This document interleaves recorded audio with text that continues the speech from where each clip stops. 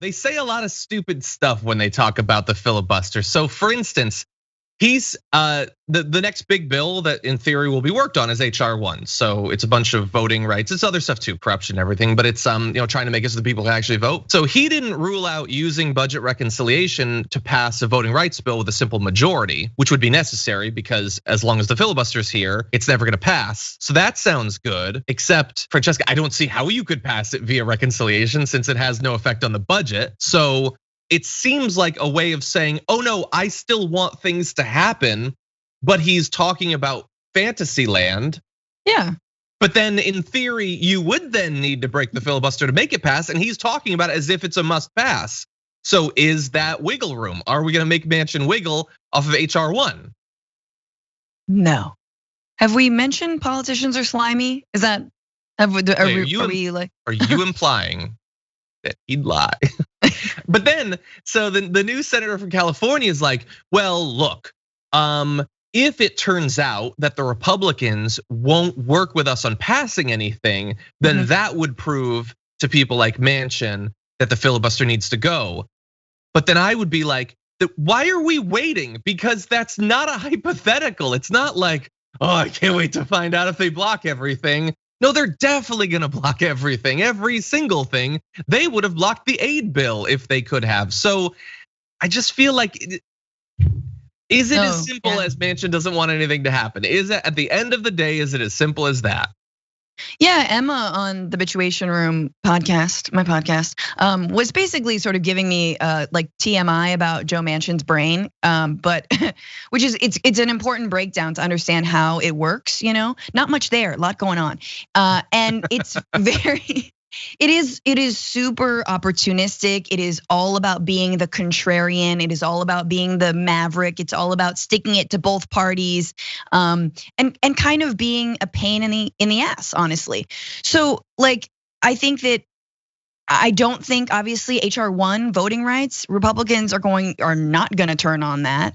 And I don't even think that Joe Manchin, I mean, he's not being honest about that, right? This is arguably somehow in our country a more controversial topic than COVID relief is voting rights. And the parliamentarian is still there. So to think that the parliamentarian is going to say HR 1 can pass through budget reconciliation, that is once again a far cry. It's a stretch. It's not gonna happen, I don't think. I want it to, sure, why not? I don't know, why not? I'm not saying the parliament, I support overruling the parliamentarian, but I don't imagine that she will say it's okay to put HR 1 through budget reconciliation. Oh, this is so wonky. Let's talk about the Royals. We're going too soon, don't worry. But really fast, and again, I said a lot of stupid stuff gets said when you're talking about the filibuster, so here's a bit more.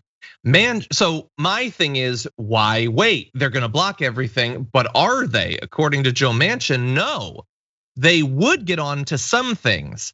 Now, you have to provide an example of that. Here's the example of legislation he thinks the Republicans would sign on to, and why they would. I don't know which of those two things is stupider or crazier. So the bill he thinks they would support is the infrastructure package. I don't know why he thinks that's what they would sign on to, but the reason he thinks they'll sign on to it is because they'll like that the $4 trillion infrastructure bill, he'll make sure that it's paid for with tax increases, and they'll be so impressed by that 10 will sign on. The thing that's gonna make them sign on is tax increases. What? And he's a senator. He's the dumbest person in America. Oh God, I feel like I'm going crazy. But anyway, all of that's real. I think that that's a real screenshot from Axios. I mean, once we get the Black Lives Matter movement to sign on to it, Republicans will have no choice. We're just gonna get the Antifa vote and Black Lives Matter, and we'll come together and sprinkle some trans rights on there, and Republicans will have no choice but to sign it. Homie, You know exactly who you're dealing with. You're just bluster. He loves, I mean, imagine loving your time in the sun, because this is the thing. He can go back to voters and it doesn't matter whether he's actually produced anything for West Virginia. He can just say, hey, remember when my name was in the news? That's it. That's it. Yeah, kind of. And by the same token, anyone who wants to primary him or Democrats overall can also say, hey, you know when Joe Manchin's name is in the news? Yeah, he's a thorn in our side. He's the worst, and now we all know his name. Debbie Stabenow says they should get rid of the filibuster now. Who dat? And so did Klobuchar. Oh. Yeah, is that another senator? I know Kloby. Yes. So some are moving, but again, it sucks because it's like we can't, like a senator saying they support getting rid of it doesn't matter unless every single one of them does. And so I guess we need to win some more special elections. I don't know, 5 Republican senators aren't running for re-election. This might end up being a map that's okay for the Democrats. Unfortunately, it's looking like it's gonna take place at a time when the Democrats won't have done anything for 2 years. And like, I know I'm exaggerating, they just passed the aid bill. It's very good, blah, blah, blah, all the stuff that we just said. We've given credit, but no, but look, the bottom line with this bill is also that not only are Americans gonna get $1,400, which is not the $2,000 that they were promised, but that $1,400 extends to their dependents. So before under Trump, there was $600 for your dependents. Okay, now there's more than twice that amount for your dependents. So if you're a family of 4, you get $5,600. That's so like, yes, there's broader things. There's things that we're gonna see in the healthcare industry. There's things that saving live venues. Hey, it's important for a comic. But like, this is straight up cash money in your hands, and we know Americans like that. I can't believe I'm saying this, but I kind of wish that Joe Biden would individually sign them one by one. Just he's gonna sign it with his finger. Exactly. But I do think that will go a long way. I don't think that will be lost on voters. Well, and imagine how strong of a 1-2 punch it would be if he also signed his executive order to cancel student loan debt. Even the paltry amount that he's willing to do would be something, and yet he's not doing it, even though he can totally do it on his own. So why is he not doing it? Do you realize? Seems sort of weird.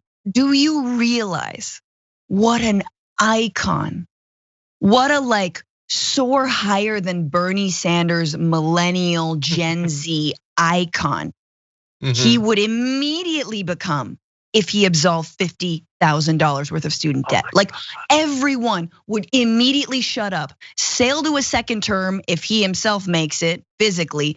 If Joe Biden drops student debt, end of story. There's a movement that would support him no matter what. Whether you like him, whether you hate him, or you like some of his policies, this is one thing that will emblazon him in the minds of every young voter. And if he was smart, which I don't think he is, in this case, he would absolve that debt. Yeah.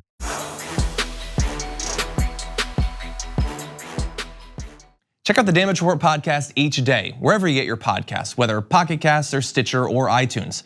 You can join me as I give you the news and stories you want, with a range of co-hosts and interview guests jumping in on the fun each day. Again, that's the Damage Report, wherever you get your podcasts. And if you get them at iTunes, don't forget to rate and review. Sometimes I'll read them live on the show.